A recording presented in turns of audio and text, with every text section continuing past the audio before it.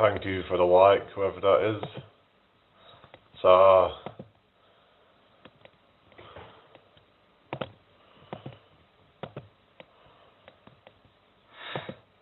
hope you're all doing well.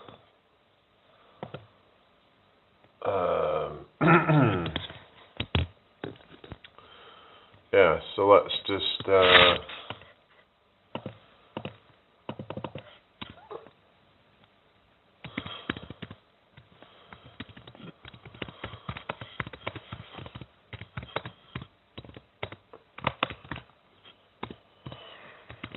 change the title. Everybody okay? I've got 3 people in here. Hope you're all well tonight. Right. So we're going to talk a bit about the whole Looksmaxxing thing.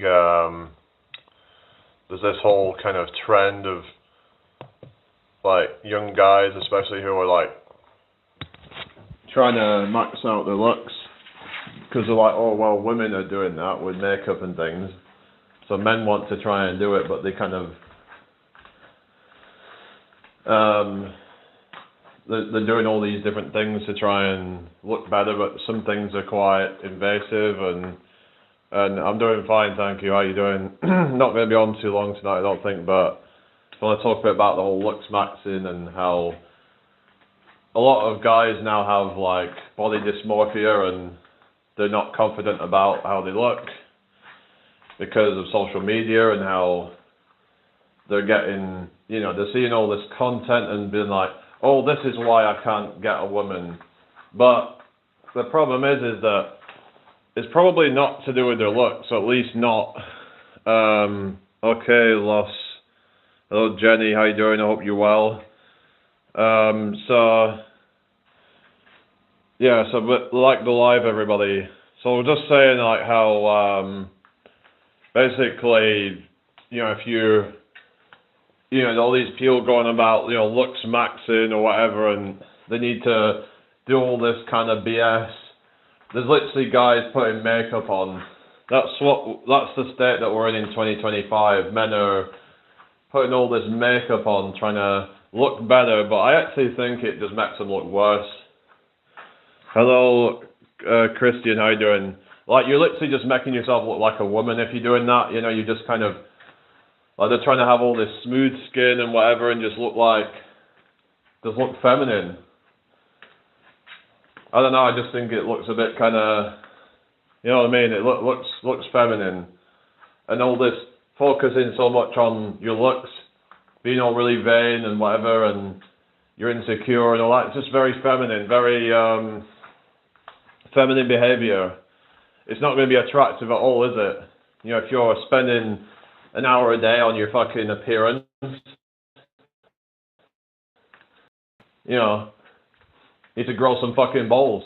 Actually be a fucking man, you know? Oh, did we? I don't remember. So, yeah, how you doing, everybody? I hope you're all well tonight. So, you know, grow some fucking balls. Be confident, you know? Like, God, you know, a lot of these guys are just really awkward and they're trying to, like, use their looks as some kind of, you know, to compensate for what they lack, because they're not actually real men.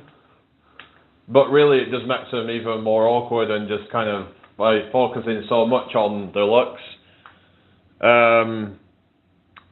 Okay, yeah, ring light, yeah. What's that? Monday. You'll order the ring light Monday, be with you Tuesday. What? One day is it? I thought it would take a few days or something.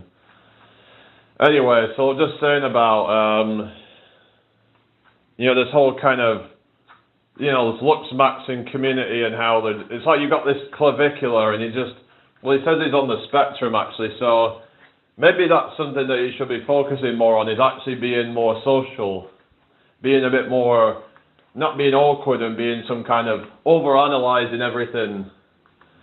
Because he probably doesn't even know how to actually interact with people really in real life. So, you know, it's not his looks that are the problem. He thinks, oh, well, I need to max everything out. He's already, like, in the top 1% of looks. But yet, he says he's a high-tier normie. What the bullshit is that? I mean, So obviously, you know, he's looks way better than most guys. So, but I do think that he kind of like has feminized himself a bit. But I think he looks like, you know, he's. I guess he would appeal to more of that kind of those that are into more of that pretty boy look, I guess. But I do think that it's a bit vain when they start, you know, putting makeup on their fucking face. Just starts to look a bit kind of, you know,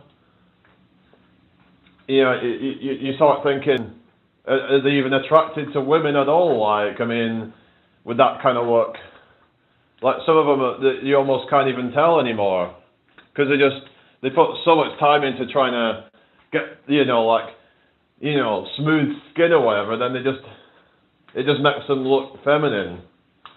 So I think there's a point where Looksmaxxing goes so far where it actually becomes looks minimizing rather than Looksmaxxing, because you become too kind of perfect in a sense where you become kind of, well, you just don't even look right. You don't even look like a man anymore, because men, I think, are supposed to be a bit rough around the edges and kind of, you know, not be, you know, perfect. Because to me, like, perfect doesn't really exist. It's like in the eye of the beholder and all that. But I personally think that men shouldn't be too worried about. Yeah, I think having good skin and all that is good. Having, you know, skin care, I think, can be good. But we don't need to be obsessing too much about it, and I think it can actually harm you. I don't know. Yeah, it's just like, it's just something I think that a lot of these young men have just bought too much into these things. You're seeing them, you know, I saw some stuff come up on my feed about somebody putting friggin' sea salt in their hair or something to try and, you know, I don't know, volumize it or some bullshit. It's just really feminine stuff. A lot of this Looksmaxxing, it's just really quite vain sort of stuff. It's just real men would not give a fuck about any of this shit. And it's like, yeah, it would probably be an ick to a lot of women, to be honest with you. Like, if they see that you're like putting so much emphasis into like trying to look good and whatever, then they're just going to be put off.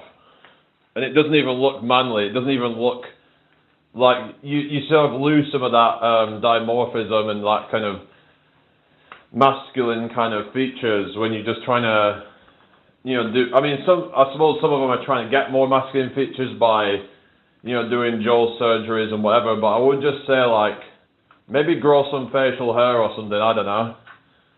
If you can grow facial hair, I don't see why you shouldn't. I mean, unless you don't want to do that, but it's obviously up to the individual. But I do have a bit of a stubble, but I don't really grow it too much. I just kind of like to just kind of keep it at that level. But I just feel like if I was clean shaven, I just kind of like end up having a bit of a baby face or something, and just kind of would just look less mature. I don't know, but yeah. I did see someone squeezing lemon into their hair and sea salt. Yeah, it's just a bit kind of like, yeah, it is. It's just, I don't want to use the word because it's like, you know, I don't want to like, because then it would make it sound like I'm using that word as an insult. But what I'm saying is that these men seem very kind of insecure about themselves, and they're acting feminine, and they have this feminine energy about them that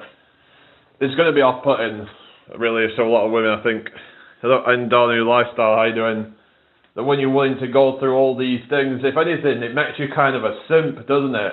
When you focus so much, and you're literally willing to, you know, potentially knock years off for the attraction of some woman. Because if she's not attracted to who you are in your authentic state, then she's not for you. If you're having to do a bunch of bull fucking shit to get with her that isn't actually benefiting you at all, yeah, I think it's good to go to the gym and, you know, lift weights and whatever, but a lot of that is going to benefit you, your mental health, and as well as just like your physical health as well. But doing a bunch of surgeries and whatever, all this surgery maxing is all just it's all a load of BS to me. It's just like, You know, if you can grow facial hair, I would just do that. You know, just have a nice shaped beard or something, and just grow facial hair. It's like, if you can do that, that should, I think, should be how you do it, personally. But why you want to have this kind of like, you know, super smooth looking skin and just look like kind of feminized? It seems like, like these men nowadays are just, well, there's a lot of like lack of testosterone now, and some people put it down to like, you know, estrogens and stuff like that. I don't know how much that is playing into it, but I do think that maybe there is something to that. But then it's like you've got Hamza who's using that as an excuse to jump on TRT. But I don't know. Some people are saying that, well, we're just having to do these things to try and kind of undo the damage of it. But yeah, you want to try and probably, I mean, we're always exposed to these plastics, and I'm exposed to them all the time, but and I think you can flush some of them out, but unfortunately some can get into your bloodstream. But I think a lot of it comes down to like, if you've got a good gut microbiome, that can help it with that and preventing some of that. But there's only so much we can do. I don't know like how much of an effect it has overall, because I think that it's probably one of these things that's exaggerated. I think some of the main things are, you know, sleep hygiene, limiting stresses in your life. There's a bunch of different things that you can do to increase testosterone. Hello, whoever's just joined, welcome in. So like, we should be focusing on testosterone maxing, I think, so I remember watching this video where it talked about this on, instead of Looksmaxxing, testosterone maxing will give you better bang for your buck. It's probably going to help you be more confident, you're just going to have more energy, more drive, and things like that. So a lot of guys now do have low testosterone, but a lot of that's probably down to the lifestyles that they have nowadays. Because it's your Virgo, how you doing? So a lot of the lifestyles are really bad. You've got men with like low testosterone, but I think a lot of that is, you know, it could be down to a sedentary lifestyle. It could be down to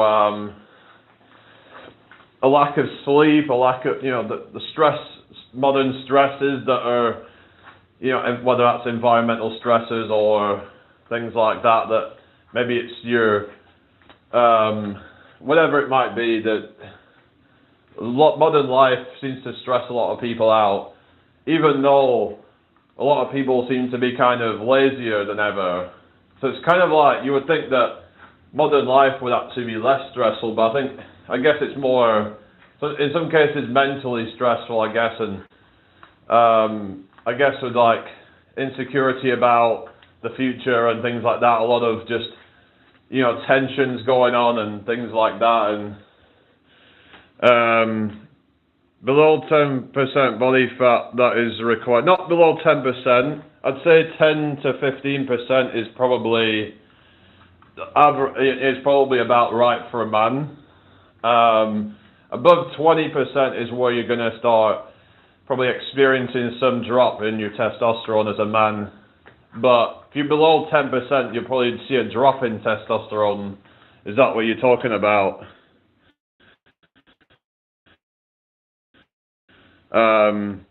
Below 10 is very, very low, actually.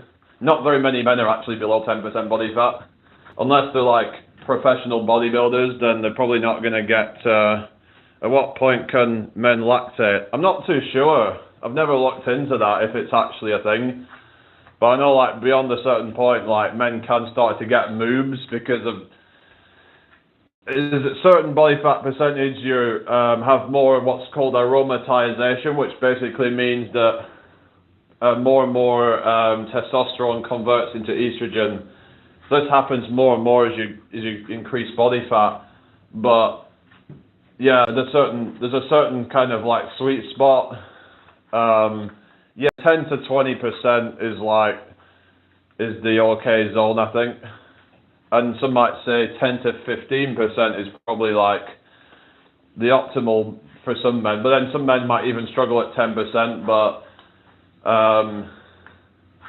But I'd say 15% a good number for a lot of men. You're gonna have a good balance of hormones if you can kind of maintain that most of the time. Maybe you can drop at certain times, like if you want to go on a cut or something.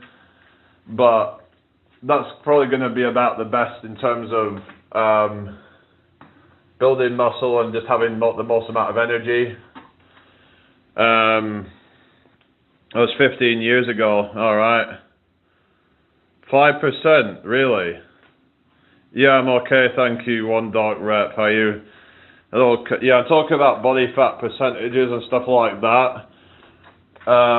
Like I said, they say over 20%. Some people say, even, anything above like 18 to 20% is you're gonna get more aromatization from testosterone into estrogen. In general, that's gonna then decrease free testosterone, which is gonna have a bunch of like side effects, but then below 10%, especially below 8%, that can lead to low testosterone, I guess, because the body will try to hunker down and because it's going to think it's in a famine or something. So some men can maintain 7-8%, but a lot of men are going to struggle with that because it's just like, it's a sign that you're in trouble if you're at that level. 10 to 15 is around the kind of like sweet spot, I think. But yeah, so so how are you doing anyway? Hope you're well. But yeah, some say even 15 to 20 is okay, but above 20 is not good for testosterone, if most men, I think. That's where you're probably going to start to see a bit of fluff going on, a bit of boobs potentially at a certain point above that. So, but you'll see all. Thank you. Happy to see you. Or good to see you, bro. Yeah, I'm all right. Thank you. It's good to see you in here tonight. Just talk about this Looksmaxxing community and how. They're just taking all these shortcuts, doing a bunch of bullshit, trying to go on TRT and whatever, and when a lot of them haven't even bothered to try and max out the testosterone naturally, and they'll try and blame a bunch of kind of like things like, because of endocrine disruptors. It's like, well, how much of an effect is it really having? Maybe it's going to have some minimal effect, but a lot of it's just, I think, down to like the modern lifestyles, and if you're not really doing a lot of exercise and you have high levels of body fat, then you're going to have low testosterone. So then let's put you on TRT. Well, maybe it's just that you have low testosterone because of your lifestyle. Maybe if you started to actually get into good routines, then maybe you could slowly start to improve that. Come on, what do you mean, come on, Jamie? What are you saying? A lot of these men are just going on like fake there's like synthetic testosterone or whatever, and you're not a real man, are you? You just, you then just signing yourself up for for life basically, because you're going to have to like do things because what happens if you come off testosterone, you're going to be like, you're going to have crashed natural levels of testosterone, then you would have to go on something else to then to bring it back up again, like some drug to block estrogen or something like that, so you can bring your testosterone back up. So you're basically going to end up being on stuff. Like, there might be a way that it could come back to normal, but if you've done it for so long, you could end up having long-term damage to like your natural testosterone production. All right, Diana, how's it going? Yeah. Well, that's it. You're doing it for 3 years, and you've already gotten what I've estimated at around 26, 27 FFMI, which it does sound a bit sus to me, but maybe it's just that there's a lot of people out there that are kind of just bitches who don't even train properly. because I've been training quite hard for like about a year or so. I've done training before that as well, but I really started taking it more seriously a year or so ago, and yeah, I put on about 40 pounds, not 40 pounds, about 20 pounds. But I've actually put on about in about like 18 months. I've put on about 40 pounds since then. Some of that was from the creatine, but yeah, that was yeah. So obviously this stuff, like, you know, if you train hard, obviously everyone's different. Different people have different rates of growth. But this whole TRT is just like, you know, they don't like look and be like, okay, well, how can we maximize it naturally? Like, is there anything that we can do to reduce your stress? Maybe we can use an adaptogen or a you know, nootropic kind of thing that we can use to, you know, to naturally boost your testosterone up a little bit. Use some ginseng or something like that, or some like tonka ali or whatever, if that's the case and you have a lot of stress in your life, because some people find that they can maybe benefit from some of these things. Hello Julian, Bernie, how you doing? I hope you're well. So this whole TRT thing is just it's all scam. They just want you like to have your testosterone on some subscription that they can just, you know, keep you on for the whole life, basically, you know. And they'll just get anybody on it. So there's all these people just jumping on the bandwagon, but really it's I don't recommend it unless you absolutely need it. You've tried everything else, but it's like, for example, you got someone like James Smith who's like gone on TRT. I mean, the thing is, right, you've got these sort of people who are so like into the hustle and all that, hustle and grind. Maybe that's what's wrecked his testosterone or something. They put too much like energy into trying to grind and grind. There's this whole focus on making money, which then can really, you know, crash your natural levels of testosterone. So you're then kind of having to then bring your testosterone back up to like a normal level, and you give you this kind of like sense of energy or whatever, and I don't know, maybe it helps with your recovery or something. But maybe we're not meant to be so greedy and focused on making money. I don't know. Tea on subscription, pretty much what you mean. Tea, huh? What are you saying? I don't know, I just find it all a bit like, you get these men in their 30s and even 20s, for goodness sake. Some of them are even in their teens hopping on TRT, and I think that's really quite concerning. It's like, why do these people need to be on TRT? I would even say if you're in your 40s, you probably don't even need to do that. There's lots of guys who, you know, can build muscle naturally even in their 40s and 50s without taking any substances. So why the hell do you need to go on that?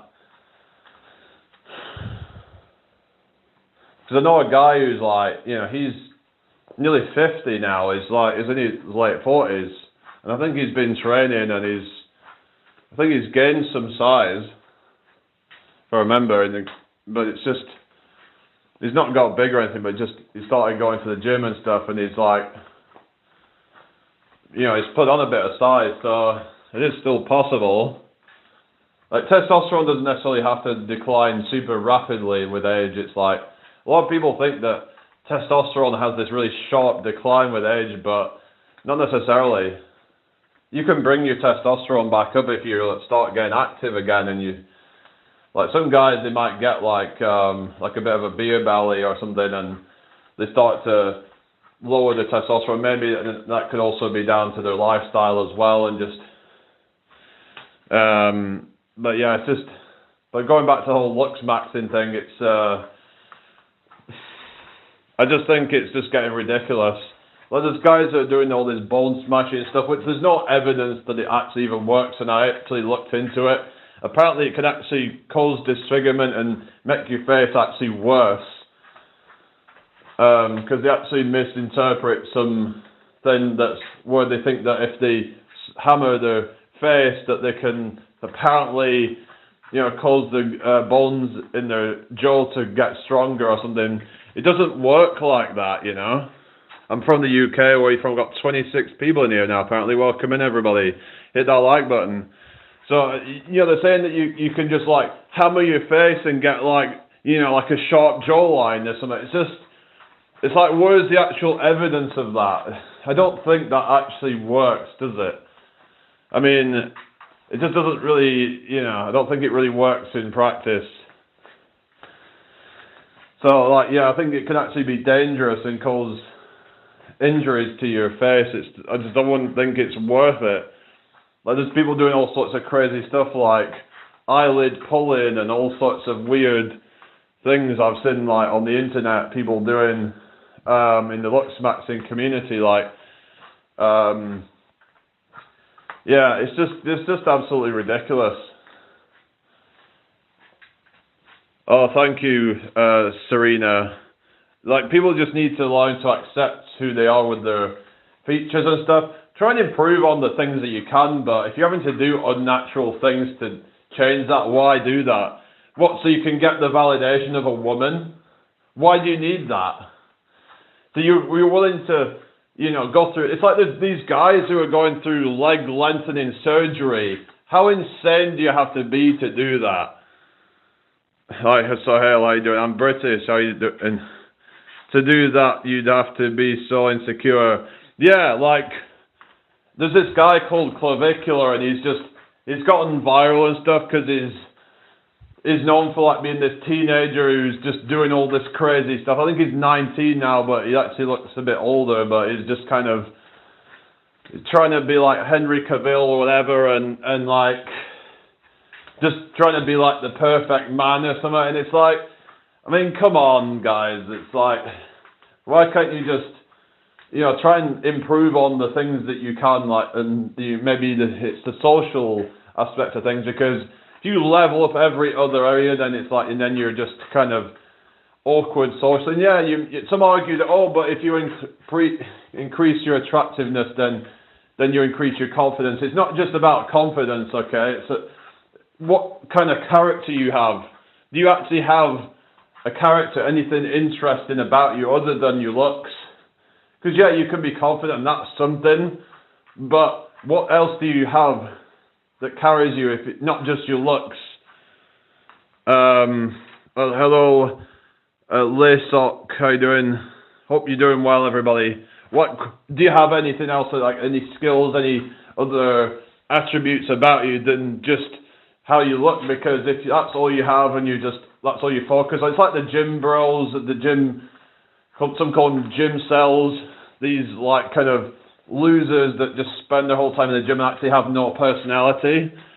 Because you have to build a personality, and if you don't have that, then you're just going to seem like this robotic, weird kind of person. That's kind of like what this clavicular person is, and it's just, does he really have that much of a personality? From what I've seen, I don't think he really does. So if you don't really have much of a personality, then maybe that's the problem. He said it about being neurodivergent, and that may not help, and I've got some autism stuff myself, and it can be a bit difficult, I get that, but you have to learn to try and play to its strengths, and if you've got some kind of thing, a skill that you can really just hone in on and just really focus on and get good at it, then that's a way that you can build some kind of character. If you can focus so much on and building your identity up, and maybe you have something about you, maybe you have a certain talent or something like that. But if all you have is looks, then I don't think that's really gonna, they say looks get your foot in the door. It's the personality that keeps them around. If you don't have a personality, you have nothing else going for you. You don't have anything that any passions, anything like that.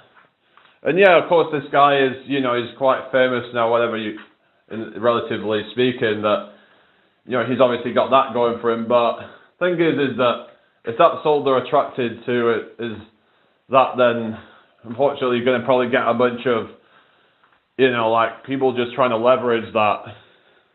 So, yeah, more people need to hear this. Yeah, no, it's just, there's just a lot of delusional people out there, and I think a lot of them are just, it's all a cope to me, isn't it? It's all a distraction, because they're not willing to actually accept that maybe they need to actually work on themselves, and working on themselves doesn't mean getting surgeries to improve how they look, because a lot of them are not actually bad looking to begin with, so obviously that's never been the problem. Like, because there's guys that are far worse looking than them and they still seem to do well, so... But, yeah, a lot of it comes down to, like, who are you as a person? What are your values in life? What are your, you know, what are your beliefs? What are the things that you know, like, do you have any, like, you know, thing about you that is interesting, that makes you stand out? So, yeah, like, because looks in of themselves, that can help, but...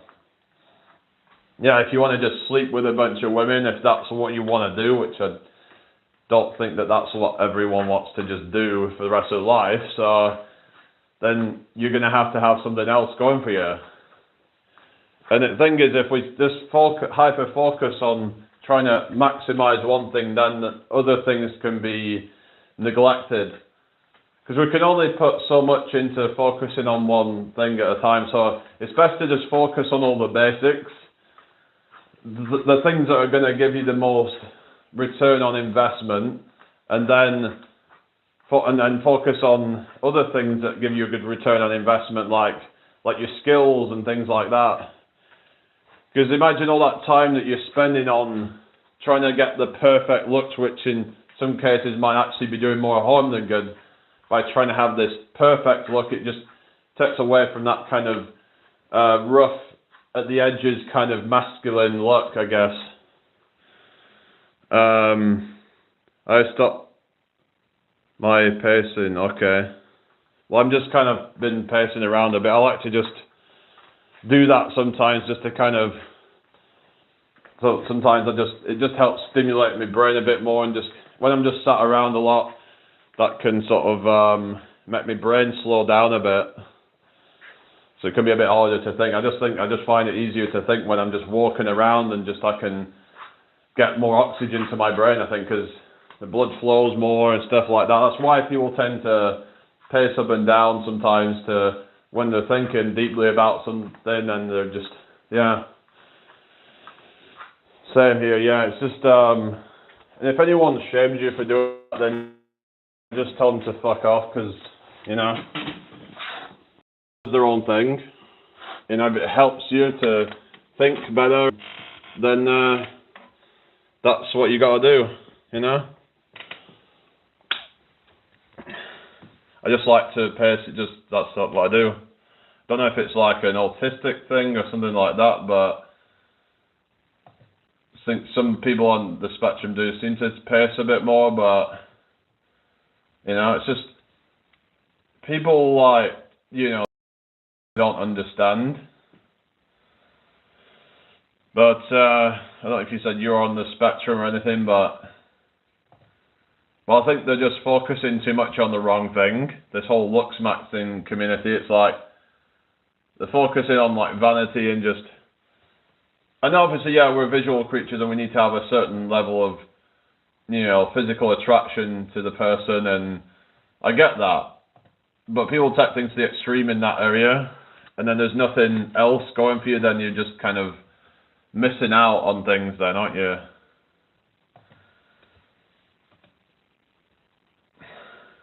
It's like when these people are just hyper-focused on specifics of training, but then they forget to really focus on intensity of the training, and then they're wondering why the results are lackluster. Because if they hyper-focus on one variable, then all of the other things go out the window. This is the problem that people have, is the whole kind of hyperfixation on one variable, instead of seeing things as a holistic way. My doctor says it's normal, yeah. It is normal, it's just some people don't do it and then they think it's weird, but let them think that, whatever, you know. Anyway, so I'll probably be getting going soon, but I just wanted to have a bit of a rant about the whole Looksmaxxing community, and maybe I'm wrong, you know, correct me if I'm wrong, but yeah. Now, they do have a point, like the halo effect and things like that. You know, people like Jeremy Meeks and all that, people getting tracked better because of looks, that they can get away with more, but it's like, I'm thinking, well, why would you want to be a bad person, though? Anyway. So you want to, what are you just saying, that you want to get, I don't know if they're saying that they want to look better so that they can just be a jackass or something and do what they want, and they can get away with anything, I don't know. I don't know what their point was that. I guess it was just saying that, like, I don't know, really. It's just, doesn't bother me, just others, right? Okay. So yeah, I don't know, just, I get that, you know, there is evidence that, like, people who are better looking tend to get let off more with, you know, being in prison or whatever, but, well, I wouldn't want to end up there in the first place, you know? But I think there has been some studies on that, hasn't there? It's like, there was that guy, what's he called, Luigi Mangione, or whatever it's called. It was like, I think it was an Italian guy who, he got, like, pushed to, like, you know, to breaking point with, like, some corrupt doctor or something. Not doctor, no, it was some insurance, or whatever it was, like, he couldn't get access to some medication or something, and he just really got frustrated because it was affecting his life. But some are saying that if it was like an ugly, creepy man that did that, you wouldn't have all these people backing him, would they? You know, if it was some, like, you know, guy with, like, a double chin and, like, friggin', you know, like, fat or whatever, and just, you know, and just ugly and whatever, they wouldn't be probably all, like, defending him and saying that, oh, you know, he, you know, did the right thing or whatever. So there is this whole halo effect. So there is truth to that, I get that. But I don't think it's a good idea to base your whole, you know, like, personality on your looks.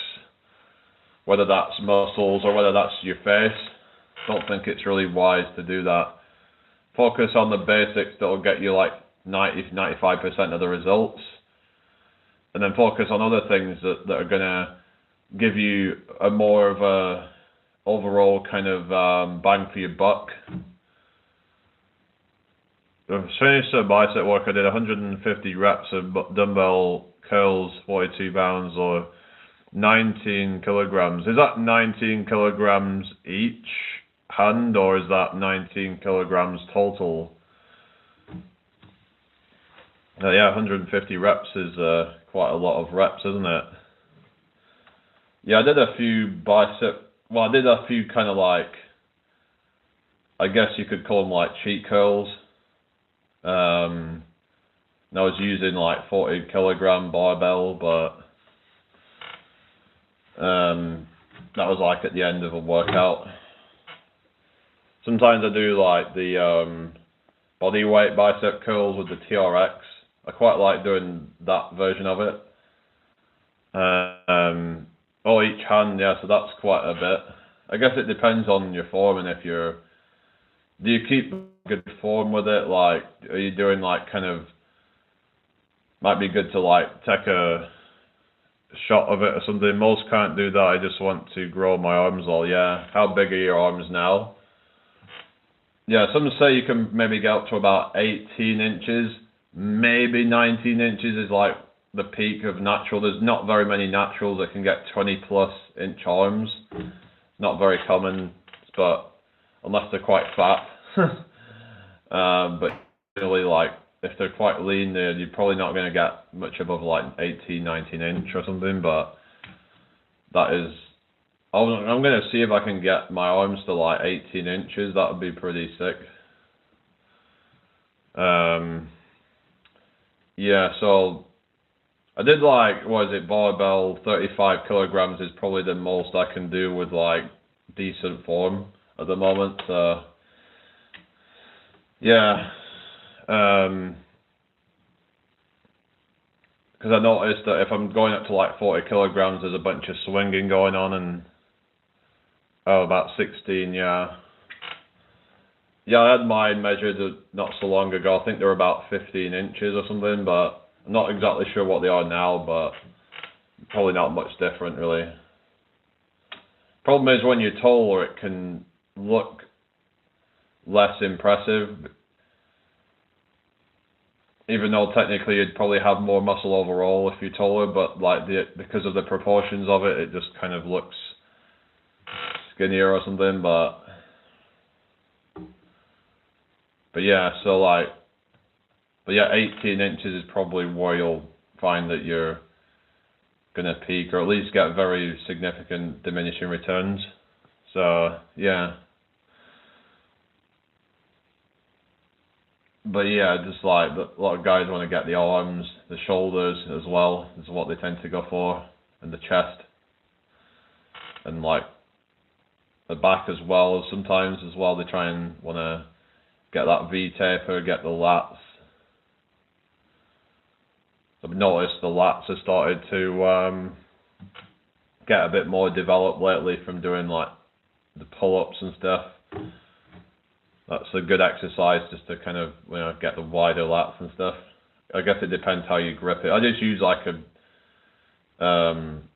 round shoulder width usually, but some say doing a wider grip can be better potentially, but I do struggle with wide grip more so.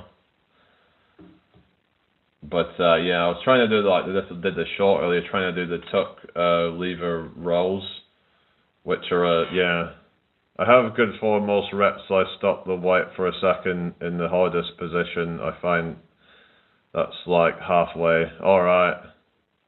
What you mean, you'd pause the rep there or something? Yeah. There's like, yeah, like paused reps and stuff, like some people like to do that for like time under tension.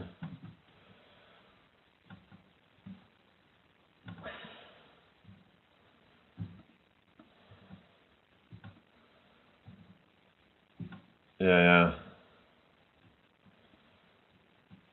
I was trying to do some like cleans the other day, like, but cleans are more like, well, it's a bit like reverse curls, but you're using a lot of momentum basically. So like when you're doing like the cleans, it's like this, but it's more about kind of engaging multiple muscles, and it then becomes more of like a compound movement rather than isolating. So if you want to like get good forearms, then like reverse curls can be good for getting the other side, and you've got like hammer curls and stuff, but that's, yeah, something that you target depending on, you know, the angles and stuff. But yeah, like you know, hammer curls is, well, sometimes I think I called it neutral grip curls or something like that.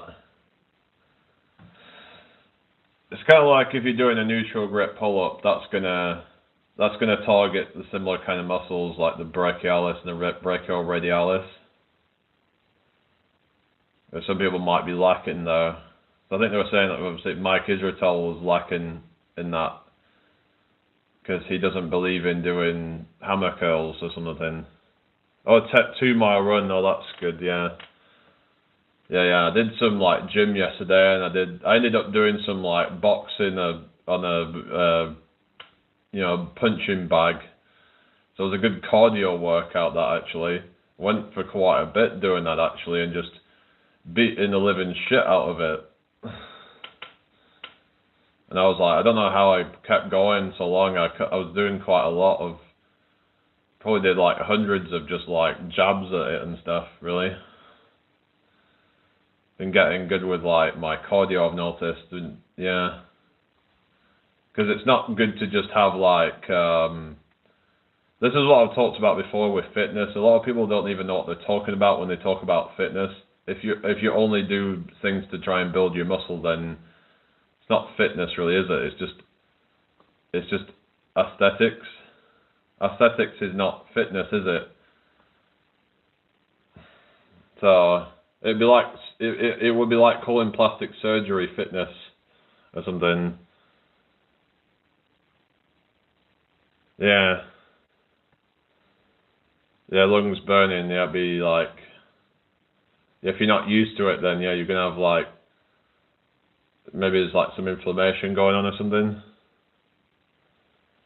Yeah, it's not not a good idea that. I would probably say the best thing to do when running is maybe go a little bit below your threshold at the beginning, and then if you find that you're still feeling fresh part way through, then start to speed it up a little bit towards the end.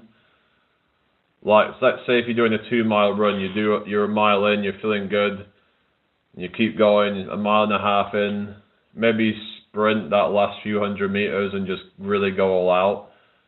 Maybe that's a better idea than trying to just like go really fast at the beginning and then be like, oh fuck, I've gone too fast, and then you have to slow down, because then it's hard to recover once you've gone too fast.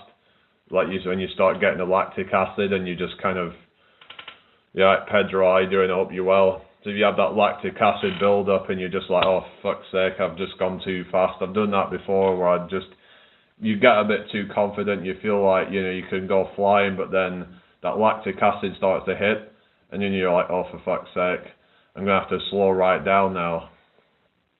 So yeah, that's a mistake that some people make. So you just want to find like a steady pace that you can go, and then just, if you find that you can go faster part way through, then start speeding up a bit. And then right at the end, if you've got some left in you, just sprint the last bit of it, is how I do it personally. But you've got to find that pace that you can maintain for the whole race, or the whole run, I mean. That pace that you can just kind of, but you'll find that over time that you'll be better at pacing, and you can stay at a steady pace. But yeah, I was looking into like certain supplements like beetroot, because there is some evidence that it might help with aerobic capacity. So because of its nitric oxide, basically like it can help you to produce more nitric oxide. It's the same with dark green vegetables as well. They have nitrates in them, and nitrates and your mouth bacteria turns that into nitrite. What's Seb called? I don't know that. Nitrite then is converted into nitric oxide in the body. The problem is some people use mouthwash, and some of that mouthwash can actually destroy the bacteria that help to convert nitrates into nitrite. So just be careful of that, really. But yeah, or as a runner, right? Okay. But like I said, nitrite is, but then it turns to nitric oxide. Another thing is like humming, but I just find that actually, if I'm going quite fast, I naturally do like the humming thing. I don't know if anyone else does that, but some might see it as like grunting or whatever, or moaning or whatever. But maybe that's to try and increase the nitric oxide, where you're going, doing that once running, and you're getting that you're getting the nitric oxide, because it's like that, you feel like bright vibrations in your nose. That's going to help stimulate nitric oxide. So that can help. But like when you get more of that in your system, like from say beetroot juice or something, that could possibly help. Oh, it's from the 80s. All right, so it's a bit before my time then. But yes, that can help with running apparently. Help with endurance. I want to get into running next year. Why not do it now? I guess it's a bit not the best leather, I guess. If you're doing more like kind of lower distance stuff, like maybe up to like a mile, maybe from about 400 meters up to about a mile or so, then you might want to look into taking something called beta-alanine, which is a lactate buffer. So when you're doing like kind of lower, kind of like to moderate distance stuff, then that may be of use. That could be, where you got lactic acid, that can help to buffer some of that potentially. Some people also use baking soda, but you got to be careful with that because I've heard it can spike blood pressure. But apparently it's to help buffer the acidity to help you to be able to go faster for longer, because that can be the limiting factor for some people. Is the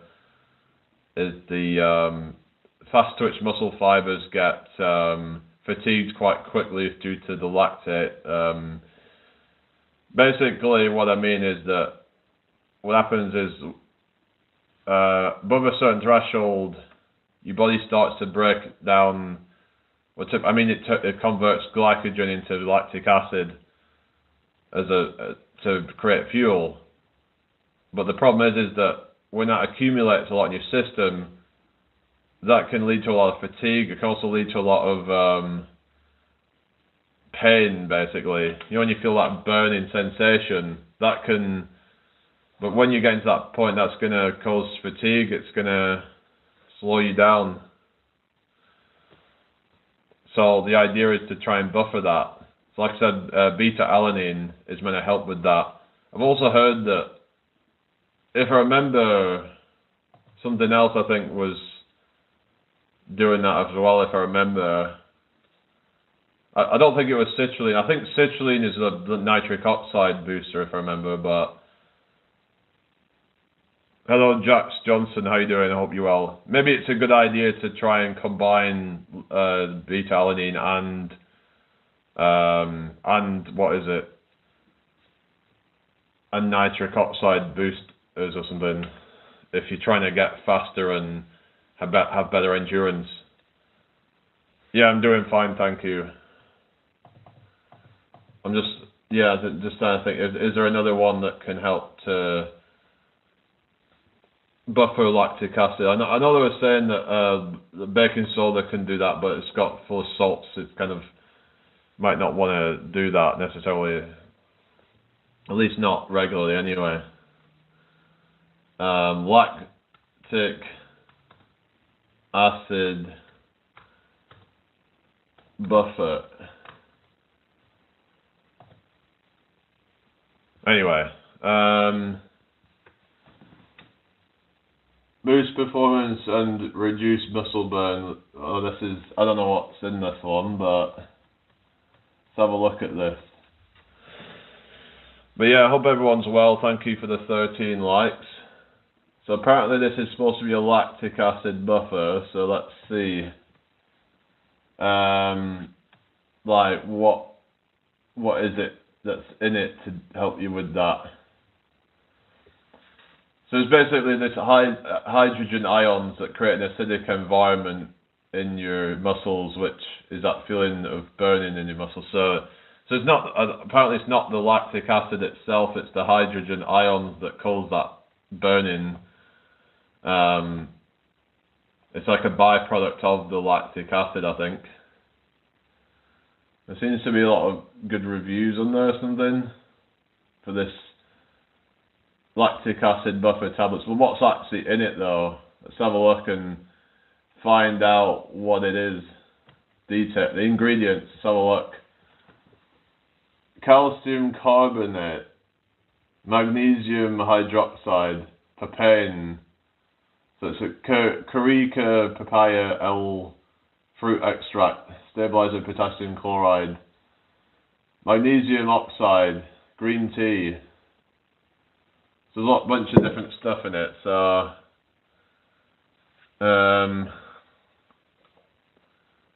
yeah. So I don't know if it's meant to be a good thing to take or something, but yeah.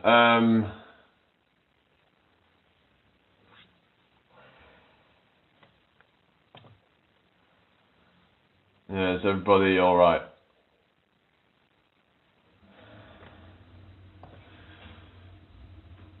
Oh, you're on about the whole synthol. This is bullshit, isn't it? It just looks stupid. Oh, you seen that guy when he got those massive arms, but they just look like greasy, oily arms. It just doesn't even look good.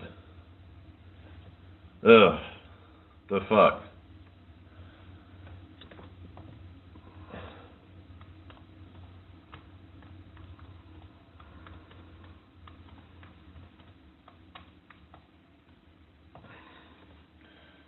Yeah, that oil stuff is mad, that.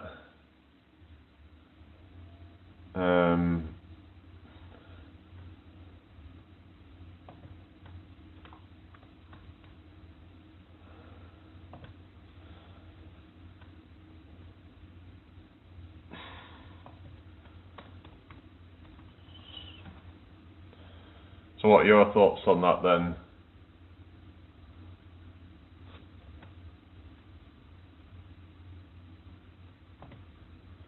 So I'm thinking whether I should buy this product or something. If it can help with lactic acid. I don't know, like, it's just that it's expensive. It says £44.99, but how many tablets is there in it though? How long would it last? You know? I'll have to see that. I mean, if it's got like 100 or so, then I'm 5'9" at 16. I just want to get 2 or 3 more inches. How can I? I mean, a lot of it's going to be genetic, but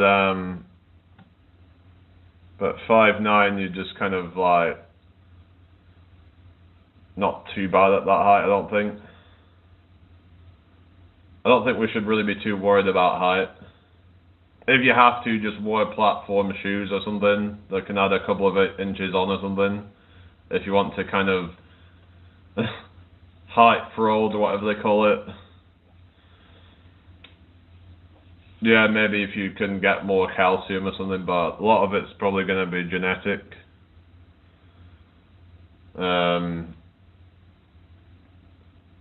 Like if you've got people in your family that are tall, then then you might be tall yourself, or if they're short, then you might be short, kind of thing.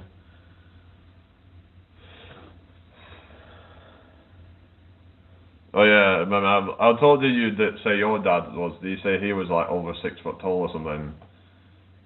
So I'm wondering, like, did I get my height off him or something? Well, my uncle's 6 foot tall, but my dad's like 5'8". So I'm having a look at this supplement. Did you try it, like any of that stuff I was suggesting? Like, did you try and get some of that red tea or something? Yeah, I'm doing fine, thank you, Opal. How are you doing? Yeah, it's like looking into some different like herbal supplements and stuff, like, and I was looking at red tea and its health benefits and stuff. I'm 6'2", was 6'4" at 22 years. All right. 6'2"'s yeah, good height, but yeah. Were you saying that you shrunk or something?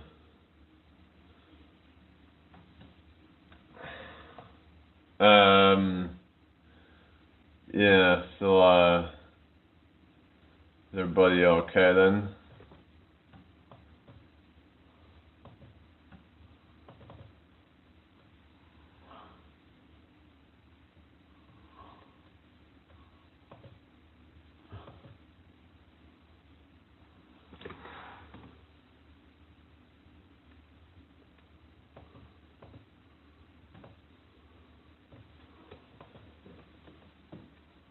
Everybody had a good day today then.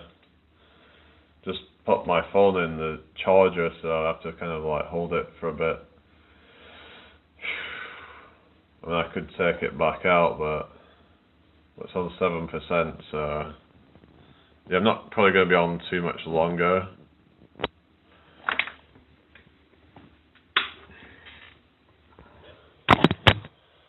Yeah, but it's like I said, if you're having to do some really extreme things to like just trying Looksmaxxing, whatever. I think that's kind of pathetic. And it's probably not the looks that are the problem.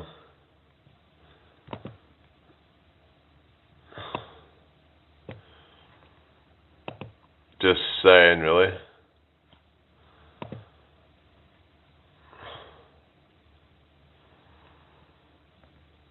I've been eating soaked toasted pumpkin seeds. Yeah. Yeah, there's quite a bit of protein in them, isn't there? I'm usually just about going to sleep at this time, a bit behind schedule tonight. Well, that's okay as long as you get enough sleep then. Just having a look at lactic acid buffers for like better performance. Because there's this one called Zendurance, but I'm not sure if I would buy it or something. It's like £44.99. Yeah, I'm not doing steroids or anything. I'm just looking at like natural supplements that have like natural ingredients in it and stuff like that.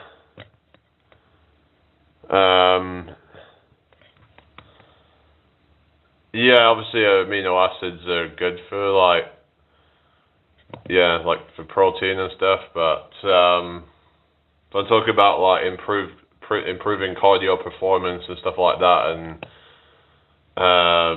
that you've got, say, like, there's this bicarbonate. So there's this thing, yeah, bicarbonate of soda for lactic acid buffer. But obviously, like I said, you've got to be careful with that, really. Just seeing if there's anything on the market, like, yeah, that's actually got any evidence to it or anything.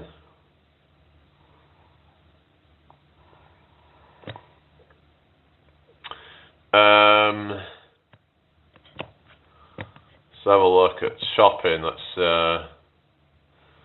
see what we've got. Is there any like anything I can use? We've got one here. Sponsor sport food lactate buffer powder drink, lemon 600 grams. Let's look at this.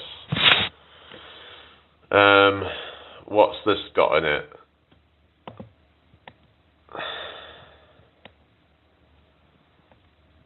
I mean, it's hard to know like whether it would actually work or not.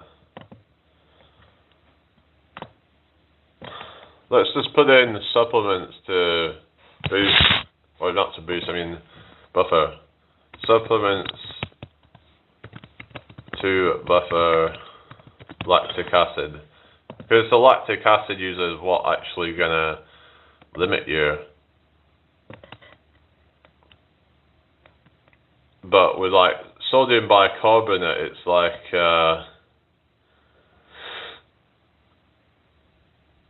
it's not something you'd probably take all the time, really.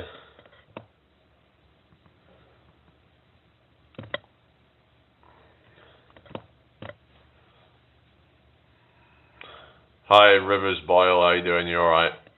Welcome in here. Hope you've had a good day today. Supplements that can help with lactic acid buildup. Let's have a look. Magnesium. Let's have a look at this. Yeah.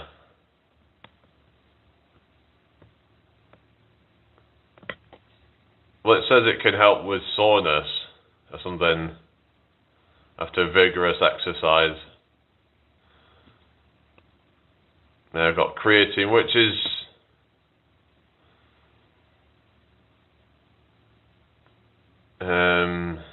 yeah, omega-3.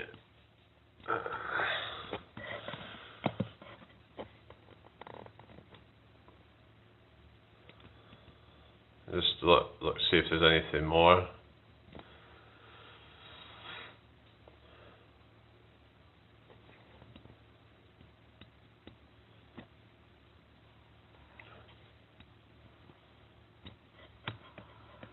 Hi Atlas, how you doing? I hope you're well.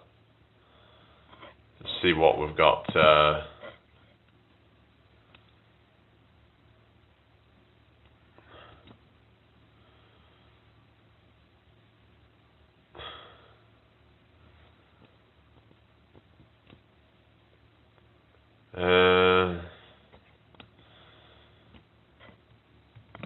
But you can also boost VO2 max.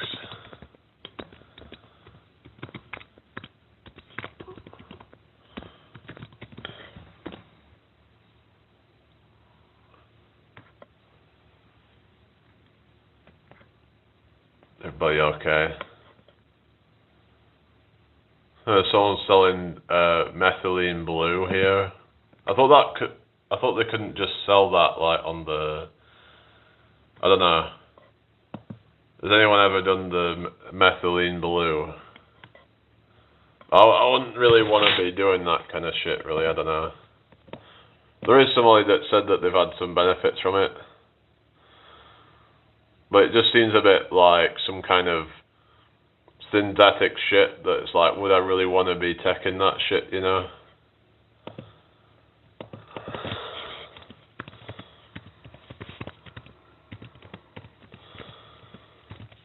I mean, where does it even come from? It's like it's some synthetic compound, basically. It was used as a dye for blue jeans or something. So, like, do we really want to be putting that stuff in our body? Unless you can get some benefit, but it's just, I don't know.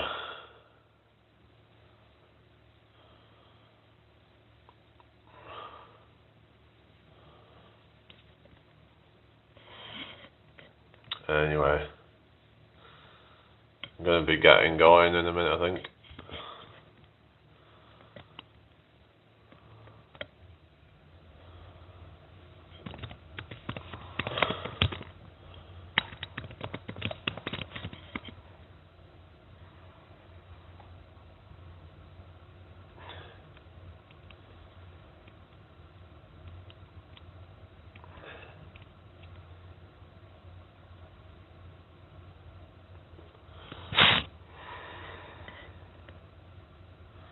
What's this? New Zealand Sujon blackcurrants. Let's have a look at this.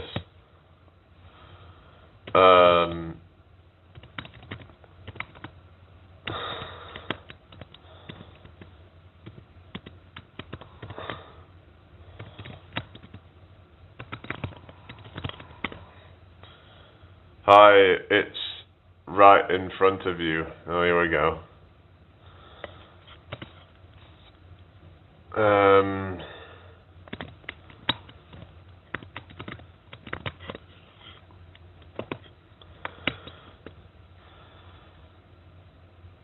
New Zealand blackcurrant powder, particularly a product like the Sujon. I'm doing fine, thank you. How are you doing? May improve athletic performance by helping athletes to clear lactic acid faster, which is often associated with improved endurance. The primary compounds responsible for these effects are the anthocyanins, which are potent antioxidants found in blackcurrants. This can lead to benefits like a higher lactate threshold, reduced lactate accumulation during exercise, and faster recovery. So it might be the anthocyanin then? Anthocyanin lactate buffer.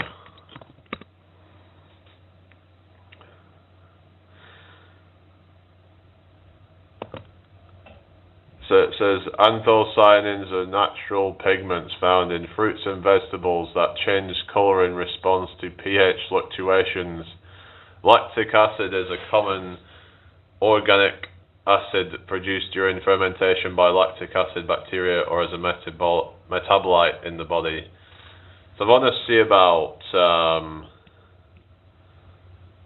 anthocyanins, so like blackberries, blackcurrants or blueberries have been studied for their potential to reduce the blood lactate response after intense exercise. Lactic acid buffers like sodium bicarbonate are well-known supplements in this field, and anthocyanins may offer a complementary benefit, though the direct buffering mechanism is not the primary action. So just having a look and see what they could do.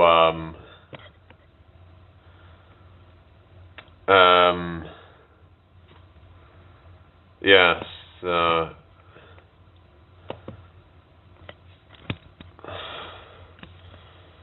ask it, can anthocyanin buffer lactate?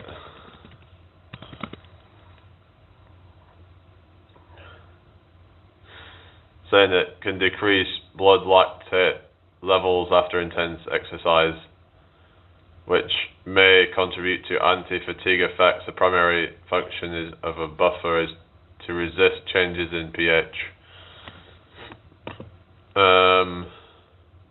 Anthocyanins are highly sensitive to pH changes and act as natural pH indicators, changing colour in response to acidity or alkalinity. Research indicates that anthocyanins promote the growth of lactate-producing bacteria in the gut by reducing reactive oxygen species, creating a favourable environment for these bacteria. In sports, what's this?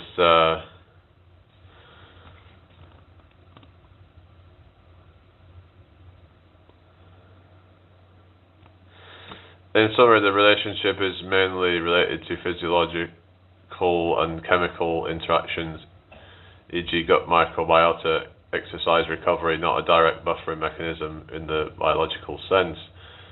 So maybe they're more of like a kind of thing to clear out lactic acid post-workout or something. Let's see if it can help with muscle get in or something. Maybe it's a natural kind of yeah, so let's see about let's say that high dose antioxidant supplementation can hinder muscle growth. Saying it can aid muscle growth indirectly by reducing muscle damage and inflammation from exercise, thereby facilitating recovery and enabling more consistent training. Well, this is something that I do with like meditation and stuff to like help me be able to progress faster by being able to kind of recover faster, so I can keep on exercising more and see faster growth, faster progress. So antioxidant and anti-inflammatory properties that can decrease markers of muscle damage and soreness after strenuous exercise. This can lead to a faster and more complete recovery. Improve recovery by reducing inflammation and oxidative stress. Anthocyanins help preserve muscle function and strength for up to 48 hours after exercise. Enhanced protein synthesis. Some studies suggest anthocyanins may increase protein synthesis and decrease muscle protein breakdown, a key process for muscle repair and growth. Better endurance and performance. Anthocyanins can improve endurance by increasing maximal oxygen consumption and mitochondrial function. Stimulation of myogenesis. Anthocyanins may stimulate satellite cell activity and myoblast fusion, which are crucial steps in muscle fiber repair and growth. So basically, so let's see about anthocyanin and VO2 max. Let's see. Well, it says that it's likely because anthocyanins, which are powerful antioxidants found in red or purple fruits and vegetables, can help with exercise performance, muscle recovery, and overall endurance.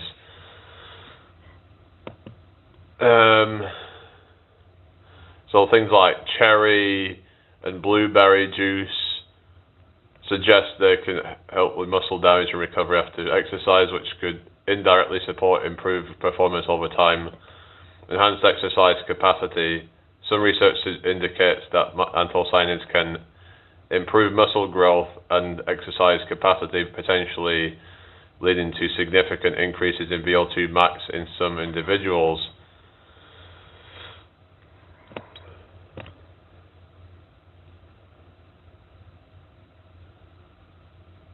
So yeah, biggest regret in life? I don't know really. I guess I probably should have just, there was probably a lot of time I spent just kind of fucking around and just wasting time. And I probably should have done something more productive, but I can't really think of anything exact, really. Anyway, yeah, so I'll be getting going in a second.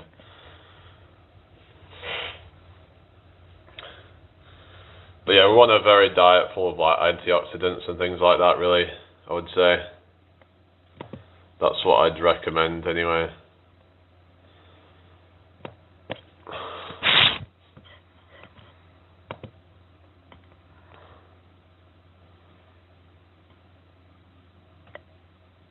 Good night. Oh, yeah. Okay, thank you.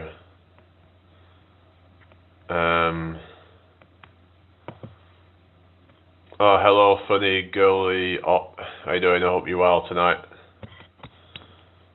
So, just looking at like lactic acid buffers and VO2 max boosters for improved performance and endurance to potentially help with it. So, what's the best thing that made you smile? What's the best thing that made me smile? I don't know. I guess a funny joke or something. There's a lot of those that I've seen that would make me chuckle.